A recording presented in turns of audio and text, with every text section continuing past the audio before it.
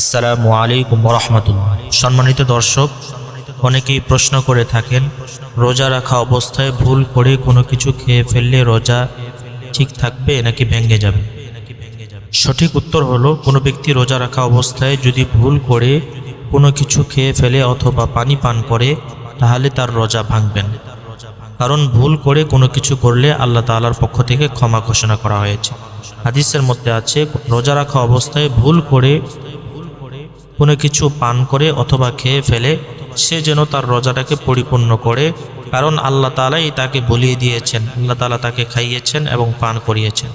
সুতরাং ভুল করে কোনো কিছু খেলে সে যেন এই মনে না করে যে আমার রোজা তো ভেঙে গেছে, তাহলে আমি খেয়ে ফেলি, এটা মনে করবে না। বরঞ্চ মনে আসার সাথে সাথে সে খাওয়া পান করা বাদ দিয়ে দিবে এবং সে যে রোজাটা ছিল এই রোজাটা পরিপূর্ণ হয়ে যাবে, আর এই রোজাটাকে কাজা করার কোনো প্রয়োজন নেই।